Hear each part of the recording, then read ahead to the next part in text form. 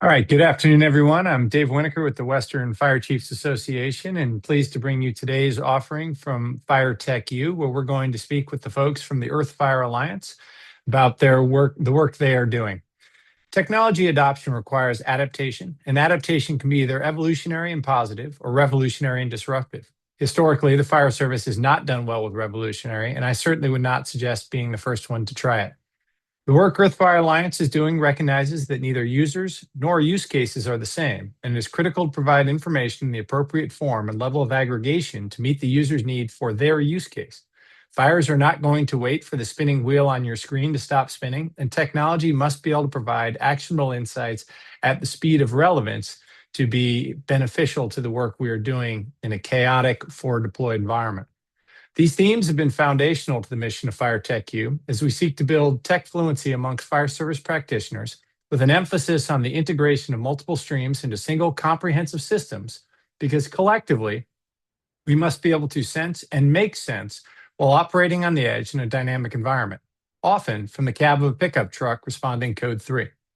Put simply, if integration is not happening upstream of you, the first due incident commander is going to have to do it. And at least in my experience, that is not something an IC is going to be able to do while actively managing an expanding incident. With that introduction, I'm pleased to introduce Ann Kapusta and Sean Triplett from Earth Fire Alliance to share their perspective on the problem of sensing and making sense in a fragmented information environment. Thank you for joining us today. Awesome. Thank you so much, Chief Winokur, and thank you all for attending the webinar today. We're really excited to be here and share a little bit more with you, not just about Earth Fire Alliance and FireSat, but education on remote sensing and the fire service as a whole. Sean, do you want to? Yep, perfect.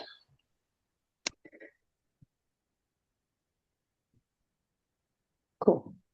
Okay. So we will get started. So I'm going to kick us off today. So both Sean and I will be co-presenting. So as Chief Winokur said, my name is Ann Kapusta. I'm the community organizer at Earth Fire Alliance, and my colleague and co-presenter Sean Triplett, who is our data integration and operations lead. So what is Earth Fire Alliance and what is FireSat? So we'll kind of start there with our introduction.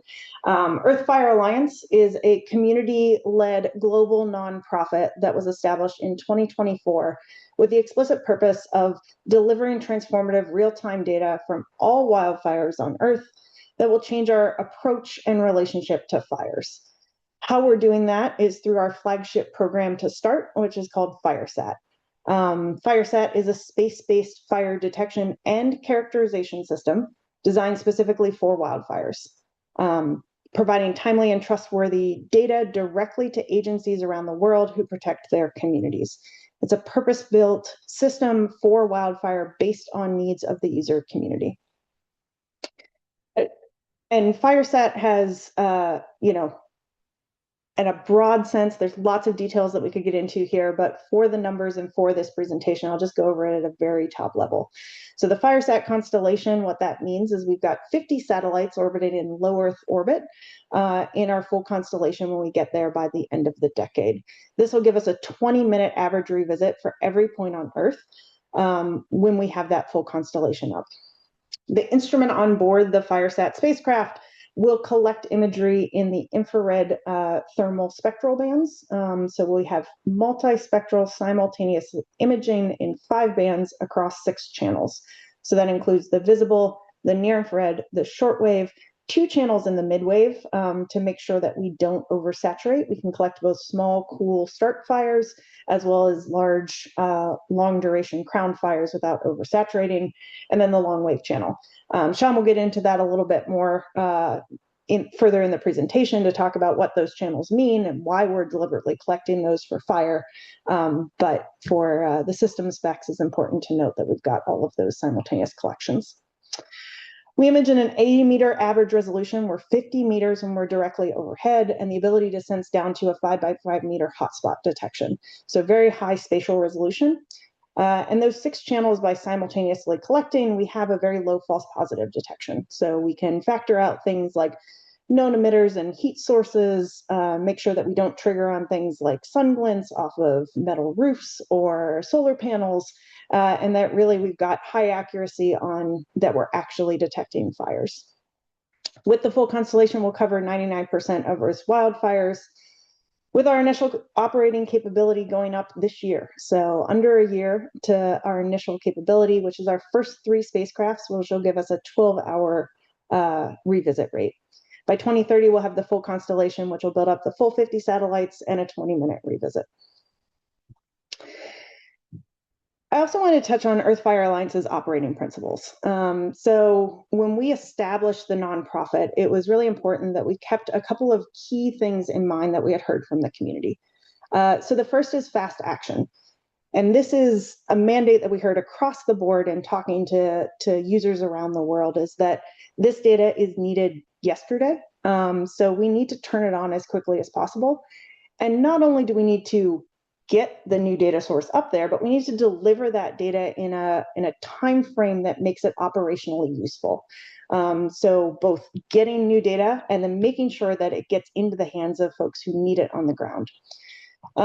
We're also user-driven technology. So from the get-go, we've spent time talking to end users, whether that be operators, researchers, scientists around the globe, to make sure that as a nonprofit, we're not building anything that's not needed and not being asked for. And that we're delivering this in a way that fits into existing tools and systems. So we're really making sure that we're connected with the end users and not producing tech for tech's sake. Finally, we've got transformative fire data. So this is really about understanding that fires have a life cycle, and that's pre-active and post-fire, and making sure that we've got data collection during all of those stages. So we're not a pointing system, we're an always-on collection system that can help inform decisions in real time and enable both proactive strategies as well as post-fire land recovery and incident management support. And then our last is radical collaboration. So as a nonprofit, we don't intend to do this alone. We believe in aligning collective efforts, and whether that be technology, resources, research, operations, we want to bring everybody together across sectors in the private, the public, the nonprofit, the philanthropic space for this global common good. So making sure that we're not duplicating efforts, but we're really kind of filling a gap that's needed to, again, address the needs of this user community. So I want to walk briefly through a case study of what this actually means. So these principles are all well and good, but what does that mean in practice? So Earth Fire Alliance has an early adopter program, which was stood up about the same time as the Alliance itself was stood up. And I run and operate that program. So the early adopter program continues this work with our end user community in a deliberate and dedicated manner. So making sure that we're working with fire agencies, fire modelers, and scientists in a variety of different geographies and regions and types of management styles around the world to understand the impacts in this new era of wildfire. We have 3 major goals of the program that are all informed by the work with these communities. So it's informing iterations on data products and making sure that what we're doing. Oh, Sean, can you go back one slide? Awesome. So it's informing the iterations on continuous improvement with feedback cycles with this user community. So making sure that we understand how this data is getting out there, the distribution mechanisms, the systems, and we're setting that up for success so that we can see expedited use of this data that's integrated into existing tools and processes and systems to make the data as relevant and operationally useful as quickly as possible. And then finally, we're working to understand impact. So data without impact is not helpful. So we're really making sure that we're understanding how this data can be applied in specific settings with our end users to make sure that we're capturing what these mean and can use those as opportunities for others to leapfrog and kind of use this data in applications that are similar or tangential to data use cases that we see and measure with our early adopters. All right, next slide. So we have 3 categories of early adopters in the program, all with different outcomes. So the operational user community, which is using FireSat data to figure out how that gets integrated into fire management practices, with the outcome of identifying new strategies, decisions, and management that can be enhanced or enabled with FireSat data. We're also working with the modeling and research community to understand impacts on ecosystems and climates, with the outcome of advancing the use of FireSat data to create more comprehensive, more real-time behavior and impact models. And then finally, we're working with our other technology partners and tools to integrate FireSat data seamlessly into data distribution, access, interoperability, and exploring other ways to build the constellation out with a rich and robust data set.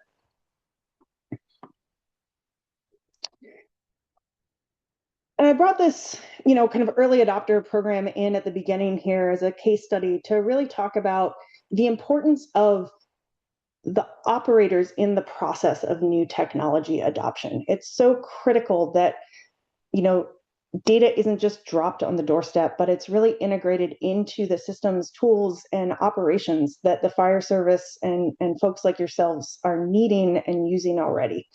So I pulled out this quote from this blog post, and I'm just going to read it because I think it's an important grounding concept in who we are as the Alliance and in the rest of the presentation as we move forward about talking about the use of remote sensing data in fire operations. So importantly, this transformation isn't replacing human judgment, it's enhancing it. When the pressure mounts, it's not more data that incident commanders need, it's clarity. Improved tools and technology with human knowledge applied surface the right insights at the right time to the people who need it. They reduce the noise and let decision makers focus on the signal. I think that's so critical in what we're building at Earth Fire Alliance. And what I'd like to, make sure that, I'm expressing to you and in this presentation is that technology adoption has to be dedicated and deliberate for it to work. It has to work with the people in the department to make sure that it's providing the context that's needed for the decisions that need to be made on the ground. And this doesn't have to happen in sequence. It can happen concurrently. So what we're doing with the early adopter program, we haven't even launched the first 3 operational satellites, but we're working hand in hand with end users to make sure that we're understanding their needs, that we're getting feedback, and that we're integrating into the existing tools and process so that technology can be used as quickly as it's available in the most impactful way that's available. And I think it's so important that technology and tools are for people. They need to be adapted with purpose. And in order to be useful, we have to have the people that bring the experience and context to the data to provide the knowledge and decisions on the ground. And that's really what this, kind of last slide tries to drive home is that data is only the start.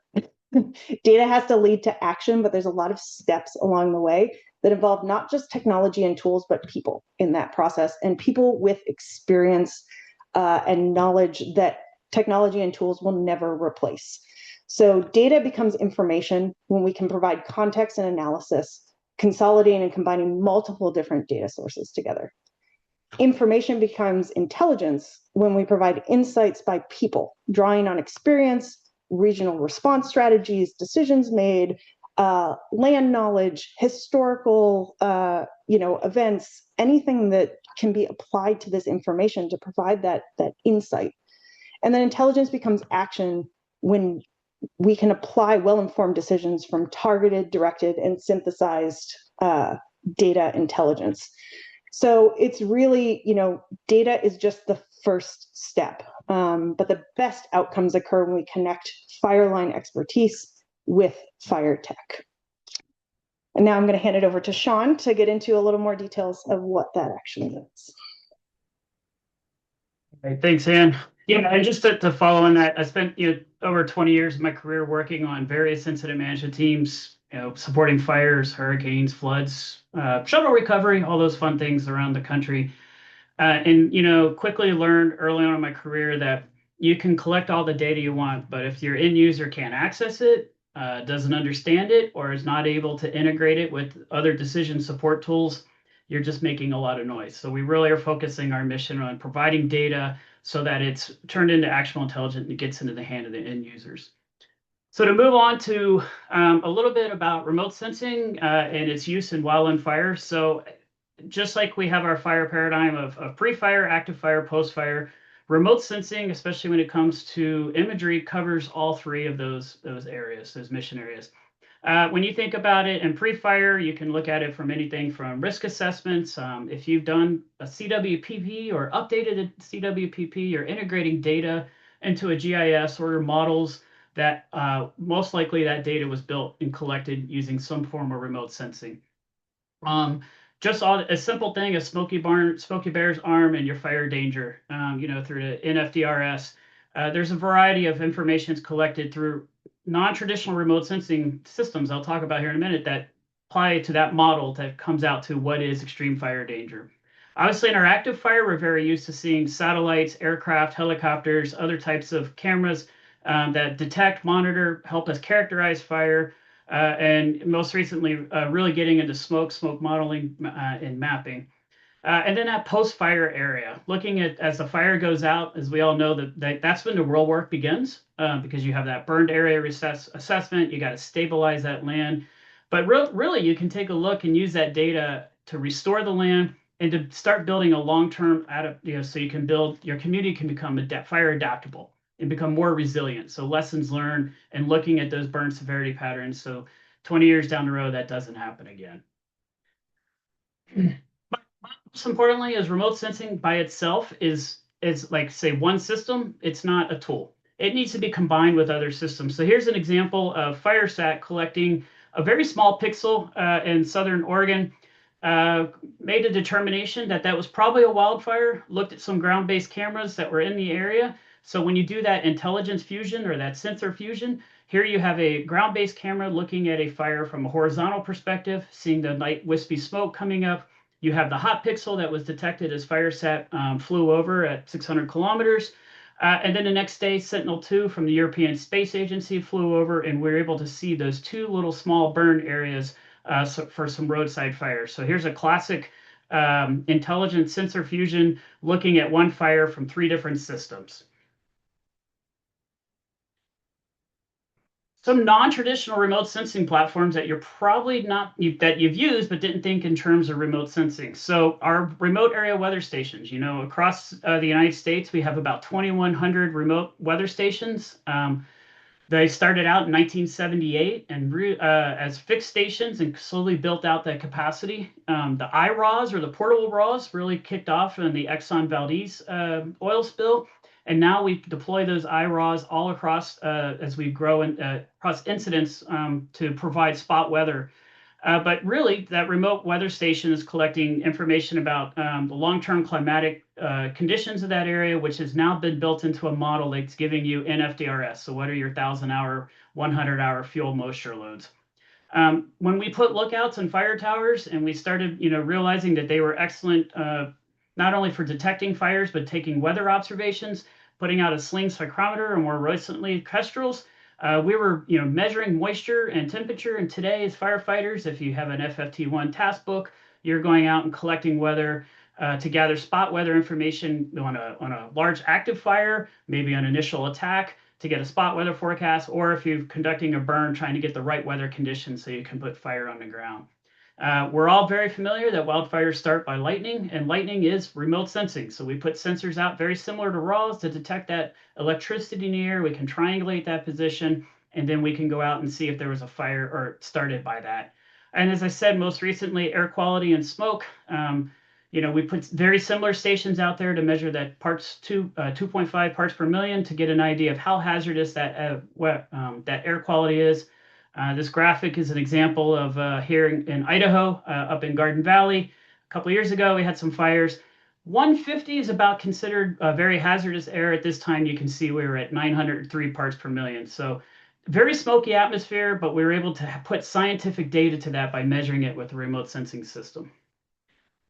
One of the classic questions we're always asked when we talk about FireSat or any remote sensing system, can you see through smoke? Can you see through clouds? Well, the reality is you're not seeing through clouds. You're actually flipping it on the inverse. You're actually detecting the heat coming through because fire emits. It's a physical combustible process, and when that happens, it's releasing radiant heat, which is energy, which is transmitted out as photons. And so those photons go up through the atmosphere, hit a sensor. That sensor gets active and says, "Hey, there's something happening here," and that is a fire.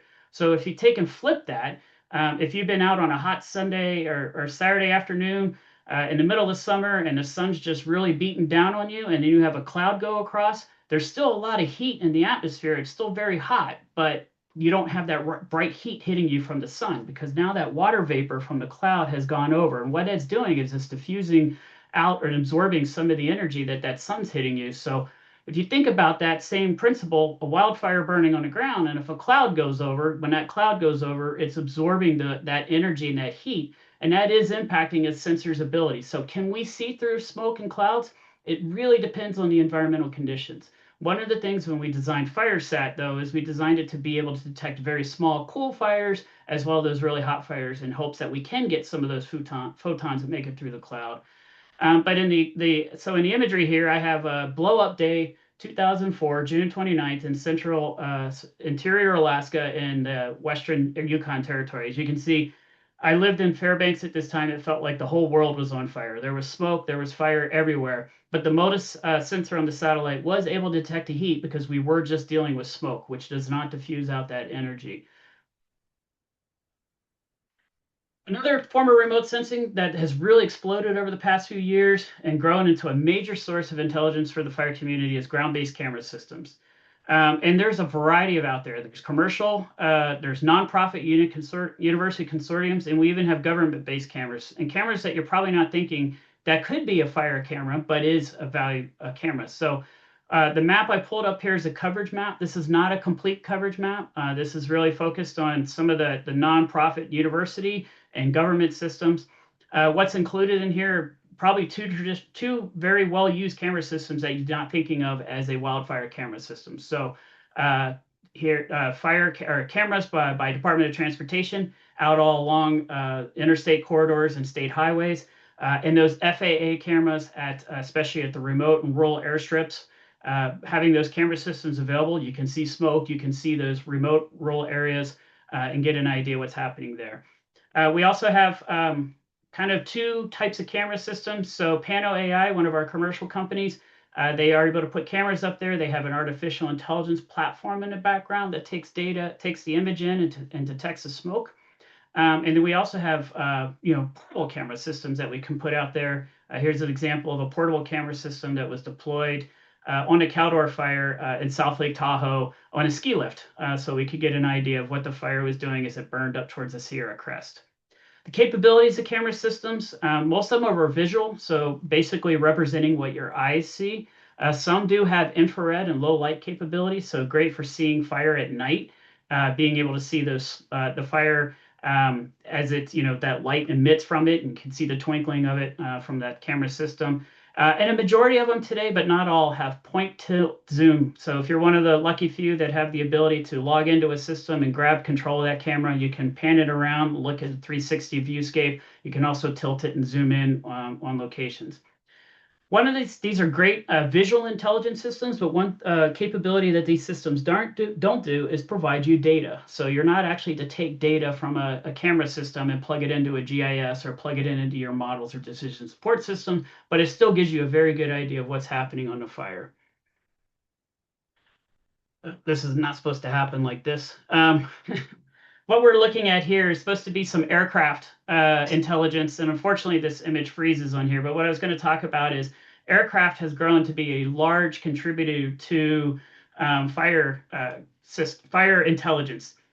We use those in tactical and detection missions. We have the NIROP system, which is our well-known Forest Service system, which can fly large tracts of geography every evening and give you an idea of the fire perimeter, and they're able to classify what's intense heat, scattered heat, or isolated heat sources. They also are used in detection. So looking at after lightning goes through, we can put up aircraft with gimbal mounted systems on them to look and focus in on where lightning strikes were to see if any new fires started. And most recently, a high use program is the tactical system, which is when you get a mapping and a narrated video, very similar to what should be playing on the screen right now, but it's frozen. But that tactical decision, being able to communicate on the air-to-ground frequency to the boots on the ground, share short video clips or geo-reference tips to the firefighters on the ground so they have a better understanding of situational awareness. And if you think about your 10 and 18, your first two, know what your fire's doing, know what your weather conditions are. We're kind of meeting those with some of these remote sensing systems. And then other uses of aircraft, fuels mapping, getting a very high resolution fuels map. The bugs and crud program, as I like to call it, which is looking at the drought impacts on our forest, the pine bark beetle outbreaks that are dealing with the impacts of disease and pest on the forest, and that's turning it into a more high endangered fuel bed for you. And then post-fire, which is becoming a big deal, is damage assessment, being able to fly the aircraft over critical infrastructure, burned communities or impacted communities to see what areas need immediate response and what's the structural loss. Some of the ways that you think use aircraft data, but probably don't think of it as remote sensing system. But if you're using ADS-B data feeds, AFF or ATU, those are all forms of remote sensing because you're basically taking data from aircraft and it's being transmitted via satellite or Iridium or even LTE, giving you the location of that aircraft, the speed, the heading direction, and sometimes even more information about that aircraft's performance. But here we're going to talk about space-based remote sensing or space-based fire detection, what we have across the landscape. Now, this is not a comprehensive list. We know that there's other commercial providers out there. There's also Landsat from the USGS. There's Planet Labs, Earth Daily, other commercial providers. But what we're focusing on here is space-based systems that were built specifically for fire detection. As you can see, there's quite a variety, and not one system meets all of the needs.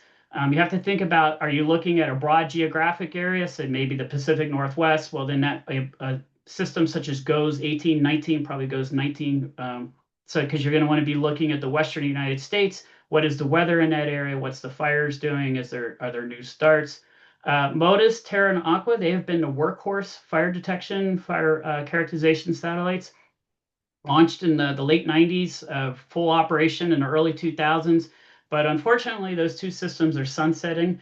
But they're going to be kind of filled in with the VIR system, which fly on the JPSS satellites. Those satellites will go over 50 minutes apart, a couple times a day, give you about a 375-meter resolution of what the fires are doing on the ground. And we'll have some slides to show what that looks like. And there's other systems coming online. The Canadians are building wildfire SAT. Aurora Tech under a forest constellation. ESA has a very European Space Agency, a very mature, robust system through the Sentinel platforms, and some new ones coming on the Atlantic constellation and others being built. But one of the things, as I mentioned earlier, with the retirement of MODIS and VIRS and some of our other Earth observation satellites, there is a growing capability gap. Satellite Earth observation has been very critical to us, helping us understand the conditions of fuels, the changing of the landscape, the encroachment of WUI, all those types of parameters that play a decision support process to us as we look at wildfire management. FireSat is looking to help fill that capability gap, and as we work with our partners to identify resources and other potential satellites to help mitigate that critical capability gap that's coming up. So a little bit, why did we choose FireSat and why is it moving forward? Why does EFA exist? Well, what's interesting is this isn't a technology that was built to just tech. There were two independent studies that came to the same conclusion. So I actually participated in one of those studies when I was an employee for the Forest Service at the National Interagency Fire Center. We were tasked at the time by the fire directors of the federal agencies to basically look across the Earth observation remote sensing platforms and identify where do we have critical capability gaps. We came to the conclusion that that area was persistent. So that monitoring ability to look at fires in a more greater repeat visit than what we could do with just manned or fixed wing aircraft or with the satellites that existed at the time. Interesting enough, unknown to, I think, most of us, even when I was at Forest Service, Google, the Environmental Defense Fund, the Minderoo Foundation, and the Moore Foundation, Gordon and Betty Moore Foundation, all conducted a study on their own, and it came to the exact same conclusion. So now you had two independent studies developing the exact same requirement. Some additional things that factored into this, the Forest Service received an aviation safety modernization omnibus bill. And really what was there was to look at, is there ways or new technologies that have been developed to relieve the burden on our crewed and uncrewed systems. We knew at the time that we just didn't have enough aircraft to meet all the needs that we were trying to put on our aviation. And so a program kicked off to identify new technologies or capabilities to meet the requirements of the fire community, reducing exposure to and flight times for our aircraft. Also, as I mentioned previously, we have the upcoming gap in our Earth observation capabilities. So FireSat was built, and the constellation was built to be the first purpose-built constellation to detect and characterize fires. But we just, as I said earlier, we just didn't build these satellites because we wanted to build them. There was quite a bit of user interaction with the fire community, understanding what their needs and wants and requirements were. And based on that, we came up with a system that has been launched in protoflight and will soon to be launched here shortly. And another thing about FireSat and the Earth Fire Alliance is it's not just about the tech. We're looking to turn our data into actionable intelligence and solve problems. What that means, though, is we're not out building dashboards and yet another analytics system. We really want to make our data interoperable with all the systems that were mentioned previously and any new systems that come along. So again, a little bit more about what is remote sensing. A lot of times as a fire chief or someone new, you really have to, you'll hear some of the techie folks like, hey, this is a mid-wave or a long wave or even a short wave system. Well, what really does that mean? And I have some examples here, but a quick, easy way to understand this is mid-wave is basically the bread and butter of looking at active fires. If you're familiar with the NIROPS program with an infrared interpreter, if they're drawing a line around a fire to generate a fire perimeter, they're using the mid-wave channel to do that. So they're able to see that hot active fire flame front and get that area. The long wave is really used because it provides a really good thermal contrast. We're able to see features on the terrain and then detect cooler smoldering fires. And then shortwave combined with some other, it's really good for seeing hot fires and also seeing burn scars. And I'll have some examples of this on a recent fire. So this is the Dragon Bravo fire on the north rim of the Grand Canyon. It burned this year. What we're looking at here is a composite of the shortwave data. So this is an active fire, but in the shortwave, there's two things that really stand out. One, the charred or black spot on the ground. So that's giving you a really a clear picture of what's burned on this fire. But you can also see the vigor of the unburned or the green vegetation, basically the ponderosa pine on the north rim there of the Grand Canyon. So with that shortwave, just one satellite pass, you're getting two valuable pieces of information. What's burned, what's really hot on the fire. You can see a little bit of fire in the north end there, but also what the existing vegetation vigor looks like in that area.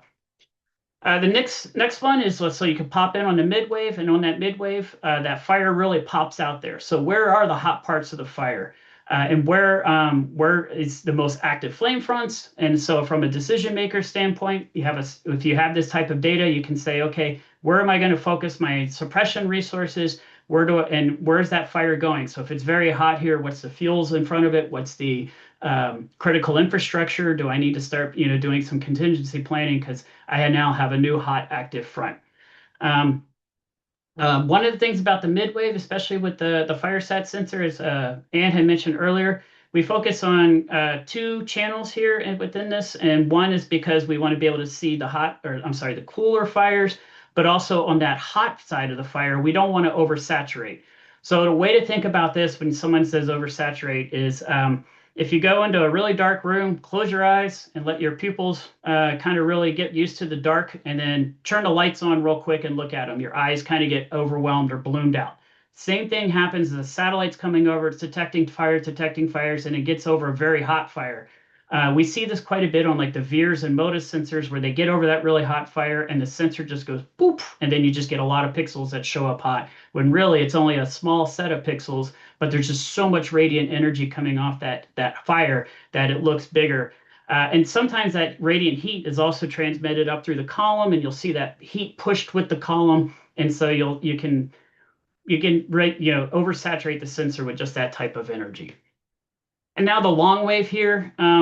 Again, we're able to see some of the parts of the fire, but what's really interesting about this is all day long, that black spot on the north rim of the Grand Canyon has been absorbing heat coming in from the sun. Now that the sun is going down, it's now emitting that heat back up into the atmosphere. So it's a lot warmer than the cooler surrounding, which is the ponderosa pine, the darker area of the image.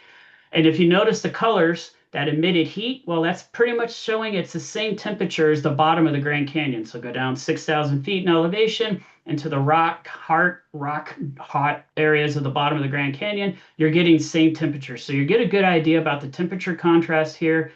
You can see off to the east, you get into the cooler areas where the sun's gone, and now the atmosphere is able to release its heat and cool off very quickly. This is just kind of a animation showing a composite of all those bands together.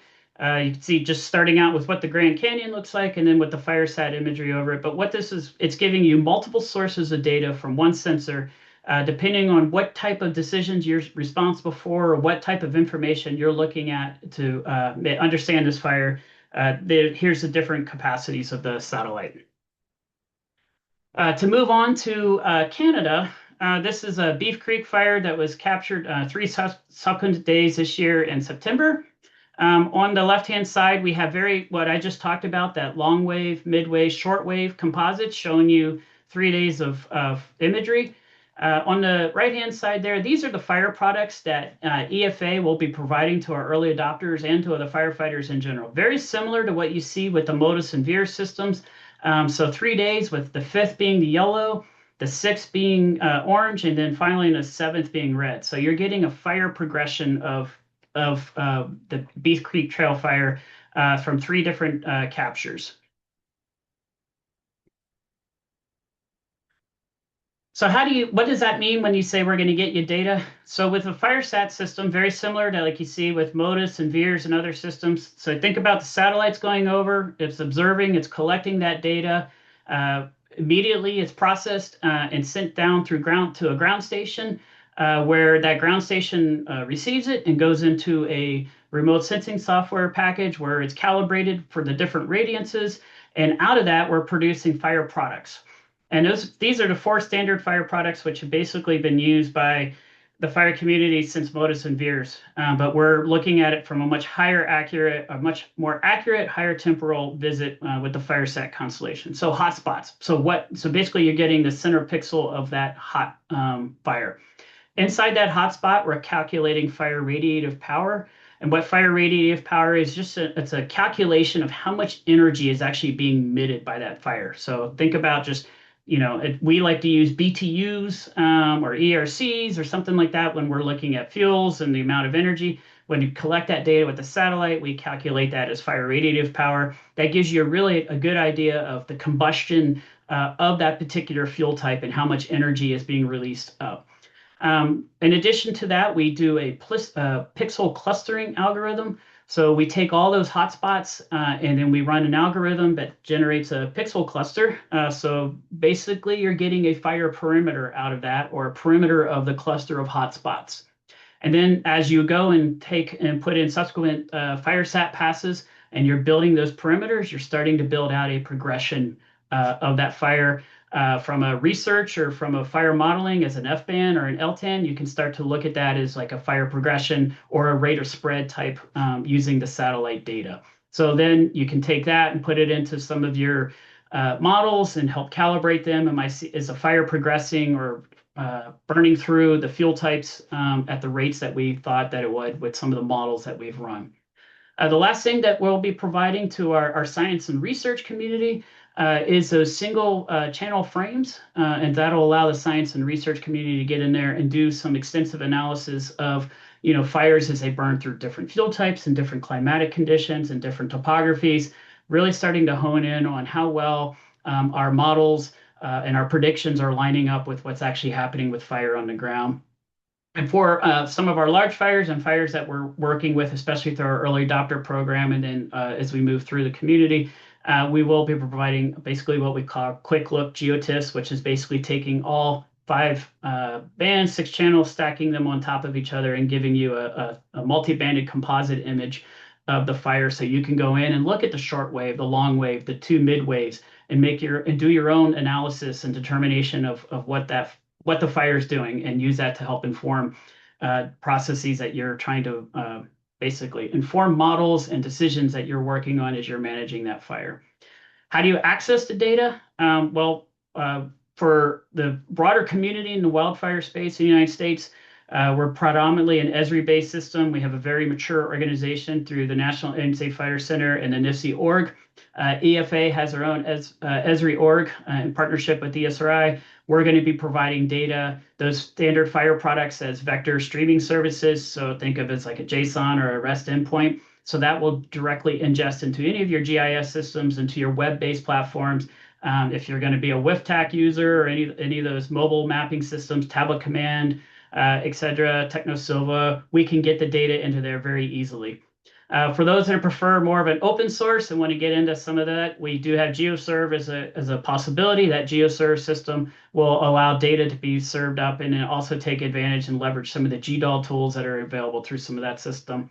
And then our partners at Google, we're working on, I guess I got to spell Earth better, but we need to put Google Earth Engine, get data in there. There's a very robust system in place already with an archive of Landsat data, MODIS, Sentinel. I think there's even GOES data in there, where Google Earth Engine allows you to go in and calculate, thanks, Ann, calculate things like NDVI, changes in your greenness average, normalized differential vegetation indices, and then maybe even doing some post-fire analysis, looking at burn severity, potentially using FireSat data to do evaluations of, are there impacts on your soils? Have your soils become hydrophobic because of the fire intensity?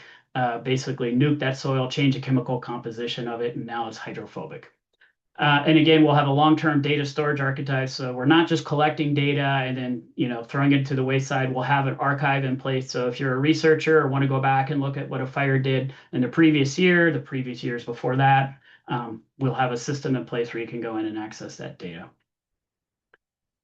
And this is just a short list of systems or links that are available to you to want to access fire remote sensing data as it relates to fire, but there's also some really good publications and some web-based maps and interfaces here that allow you to get a better understanding of remote sensing as it relates to wildfire.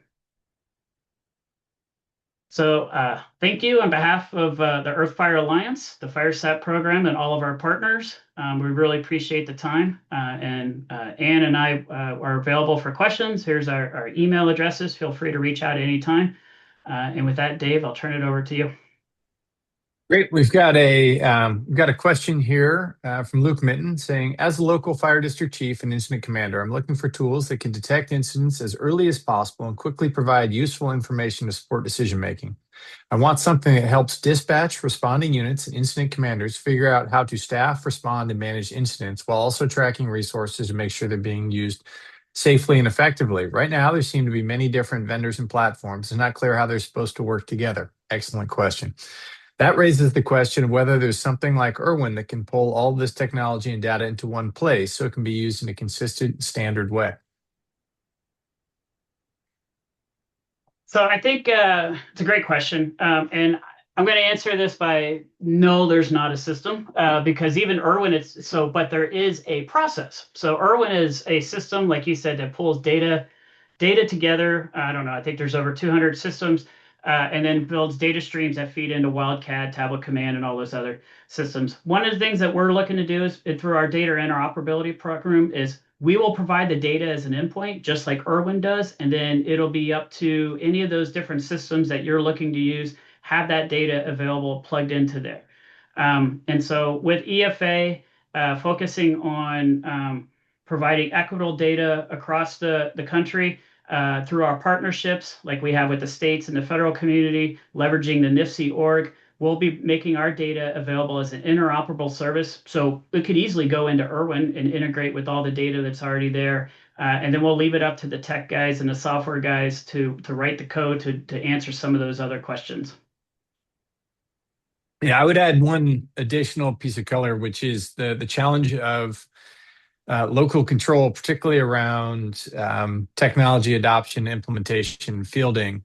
And there are certainly many different vendors that are providing situational awareness, decision-making tools, dispatching, statusing, et cetera, different software.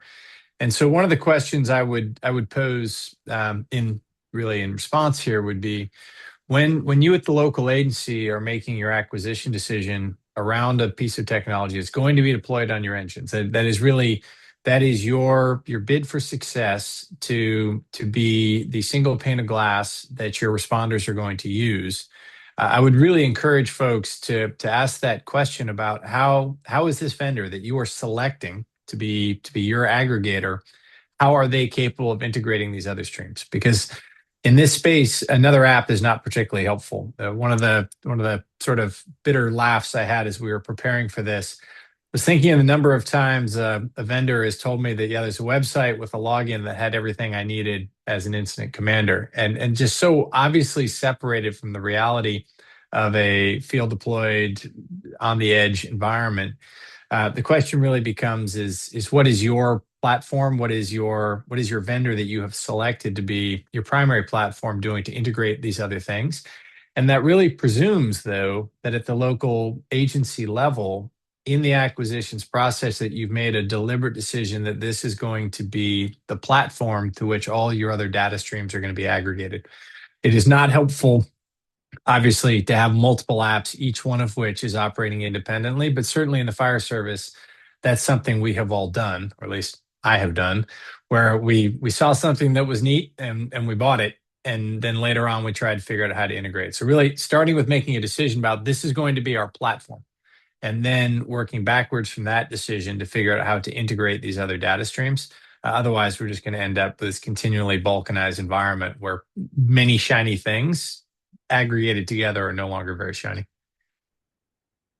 And Ann, I saw you answered a question, if you wouldn't mind, for the group about the possibility of downloading data from FireSat, and if not now, then what the roadmap of that looks like in the future. Yeah, no, happy to answer it. Yeah, so not yet, because we only have the one test satellite up. We launched that in March of last year, and it's a non-operational satellite. So it's just collecting data to be used for calibration and commissioning and integration purposes. However, our first 3 satellites launch in June of this year, and those will be operational satellites providing low latency data feeds for 3 key geographies around the world. So that's Western US, Eastern Australia, and Southern Europe. And then 3 regions for ecosystem vulnerability. So North American Boreal, the Amazon, and Maritime Southeast Asia. So those regions will be collected with these first satellites. And once that data is operationally flowing, it'll go into those distribution mechanisms that Sean mentioned in the presentation for easy interoperability, integration, and access for those around the world.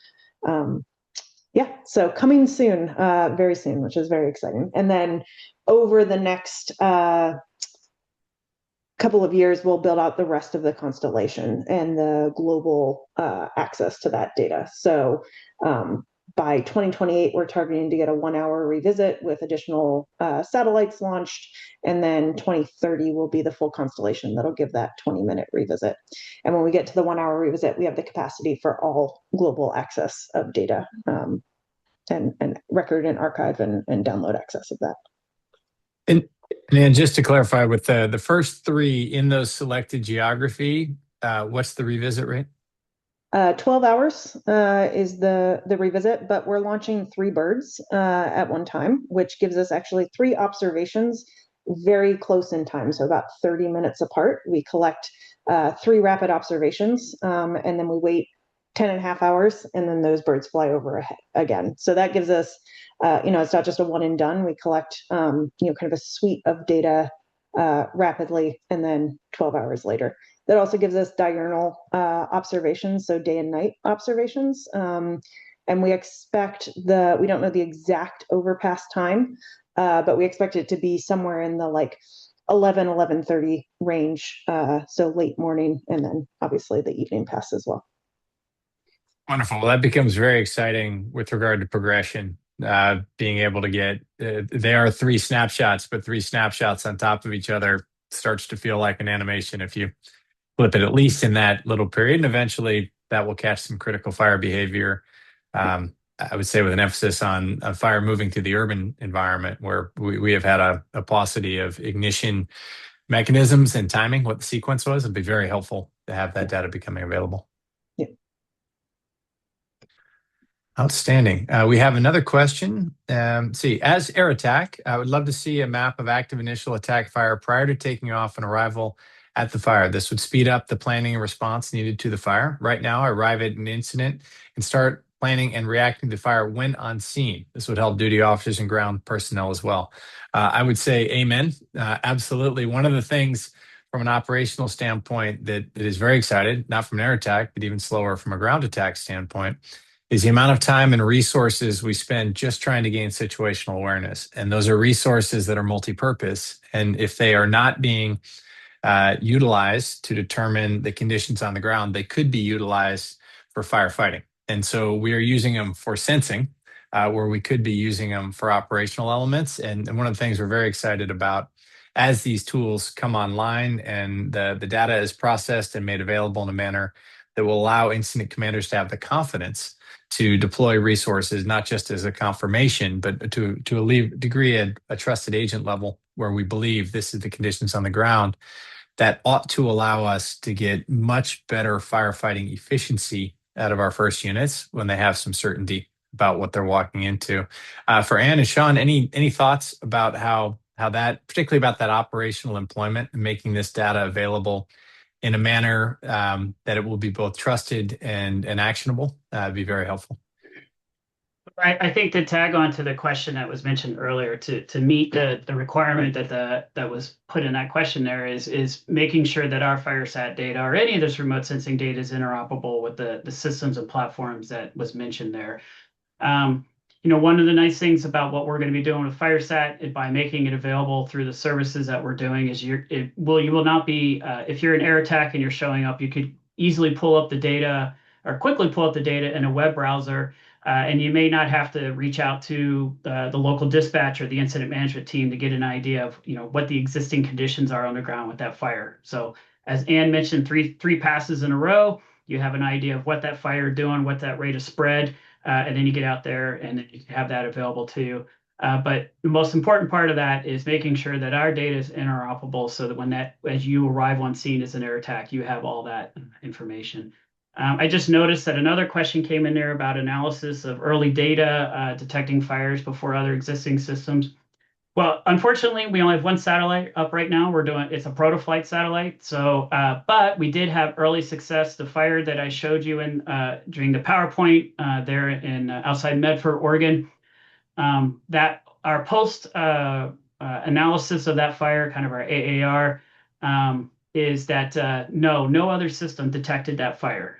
So, some of the traditional systems like FireGuard, Modus, Veers, none of those were able to detect that small fire, but we were able to validate that fire because of two sources of data. One, we would go out and pull the camera data that was pointing at that area at the time, and then we were also post-fire able to see the burn scars with the Sentinel data. But that's, FireSat, when we get into a detection system, it's a driver but really when you look at when you get in detection, you need to look at it from a fused intelligence perspective. So if you're it's maybe not necessarily who's first to the punch, but who's giving you the best data when you're getting to that emerging incident. So I think we're going to have some very powerful examples here, just starting next year with a horizontal view coming off a camera and a vertical view coming down from the fire. So with the horizontal view, you'll see the fire and the wind transport, which is going to show you the direction that fire is headed. And then you look at it from a vertical perspective, you're going to see exactly how that fire is burning, what it's doing in the different fuel types, and then, of course, what's out in front of it. So as an incident commander, initial attack, you immediately know which way that fire is going, how much is that column laying over with the wind, and starts to give you an idea of what you're going to need for resources to help handle that fire. How are we dealing with false alarms? That's all the next one there. So solar panels, so we are leveraging some of the existing databases that's already been built with the other Earth observation satellites that show known locations of gas flares, refineries, slag piles, solar farms, we'll be able to filter those out. We'll also have the ability to go in and do basically our own environmental analysis that if we see a persistent static emitter, that means, and it's not moving, that's not a fire. That's something that's consistently there. We can filter that data out. We'll still collect it, but it won't show up in our wildfire detection. And yes, building confidence in detection. So confidence is, so again, one of the nice things about having this satellite system passing every 20 minutes, you get one detect, you get two detects, you start building an algorithm that says, hey, I'm more and more confident that this is an actual fire. Now you start bringing in multi-sources of information. So again, the ground-based cameras, an aircraft, a 911 call, you have that confidence building that what's happening there, one, is a fire, and then you start building the confidence that, okay, now I understand where that fire is going, what type of energy it's outputting, what is it kind of doing for its fire behavior, and those characteristics. Okay. Well, thank you very much. Sean and Ann, thank you for joining us to share this information. I look forward to the not too terribly distant future when we'll all be back here comparing the data coming off your satellites with low latency, high resolution, and a high degree of confidence, and be able to integrate that, really help closing the loop on understanding what we're getting into as we deploy our firefighters, both for WUI fires and distant vegetation fires where there's just a paucity of data.